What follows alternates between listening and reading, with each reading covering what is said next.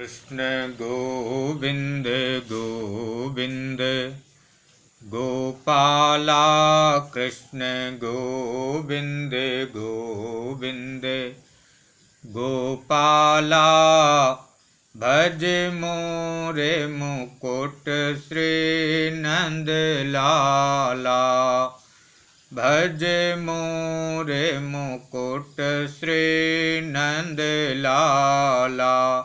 बोले आनंद कंस श्री कृष्णचंद्र भगवान की जय। बोले वृंदावन बिहारी लाल की जय। बोलिए जमुना पट रानी की जय। बोलिए राधा रानी की जय। बोलिए अलवेली सरकार की जय। बोलिए जुगल सरकार की जय। स्वयंभू मनु के दो पुत्र प्रियव्रत और उत्तानपाद तो राजा उत्तानपाद हुए और इनकी पत्नी का नाम सुनीति है। सुनीति का मतलब ही होता है सुष्ठु नीति अर्थात सुंदर नीति।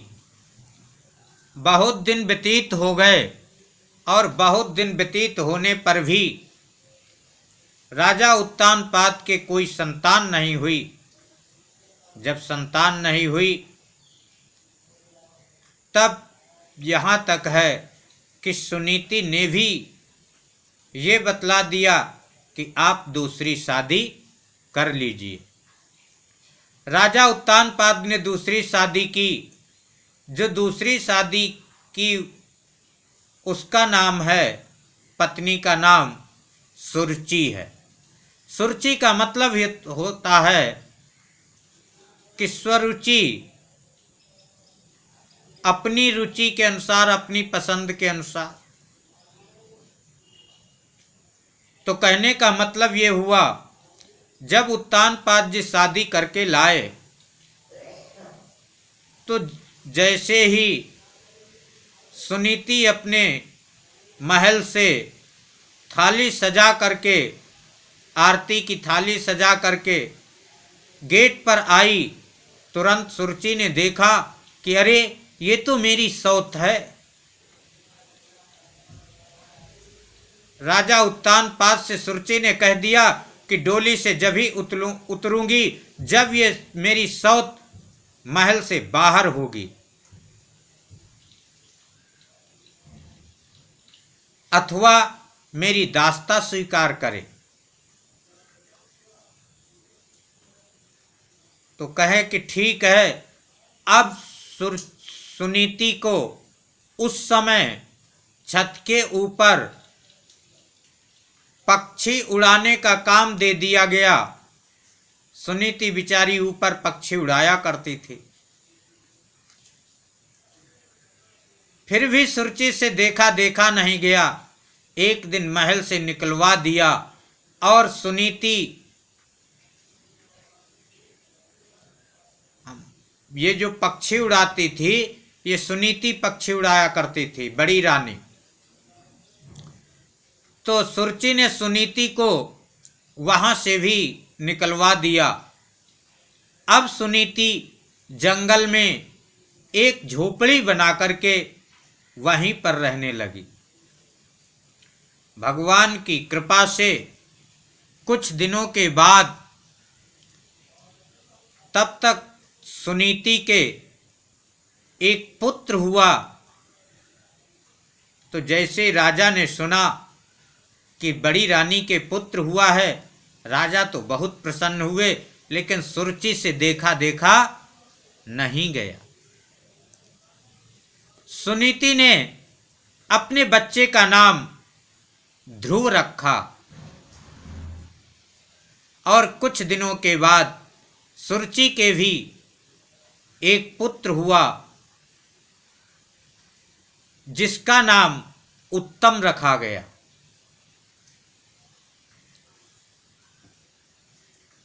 ध्रुव धीरे धीरे बड़े होने लगे दोनों बच्चे। तो एक दिन की बात है, ध्रुव अपनी मित्र मंडली से कहते थे कि मेरे पिताजी राजा हैं, मेरे पिताजी राजा हैं, मेरे पिताजी राजा हैं। अब उनके छोटे छोटे मित्र वे कहते, तुम्हारे पिताजी राजा होते तो तुम झोपड़ी में नहीं रहते होते, अरे तुम तो भिखारिन के लड़के हो।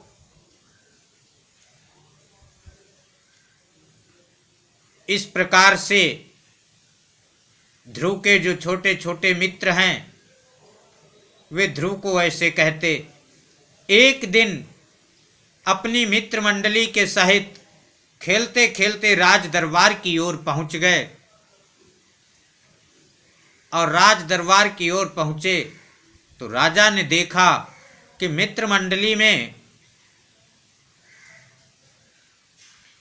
कि एकदा सुरुचे पुत्र मंकमारोप्य लालयन् उत्तमं नारुरुक्षन्तं ध्रुवं राजाभ्यनंदत। एक बार राजा उत्तानपाद सुरुचि के पुत्र को गोद में लिए हुए थे और वहीं पर ध्रुव जी आए तो ध्रुव जी का भी उन्होंने अभिनंदन किया, मतलब उस ध्रुव की उंगली पकड़ लिए और गोद में लेना चाहते ही थे कि जैसे ही गोद में लेना चाहते थे तब तक क्या हुआ कि वहीं सुरुचि ने देख लिया। तो सुरुचि ने देख लिया तो कहती क्या है कि अरे देखो, यदि तुमको राजा की गोद चाहिए तो ऐसा करो, राजा का सिंहासन चाहिए तो तुम ऐसे नहीं मिलेगा। पहले तुम क्या करो कि तपसाराध्य पुरुषम तस्यैवानुग्रहेण में गर्भे त्वं साधयात्मानं यदीक्षसि नृपासनम।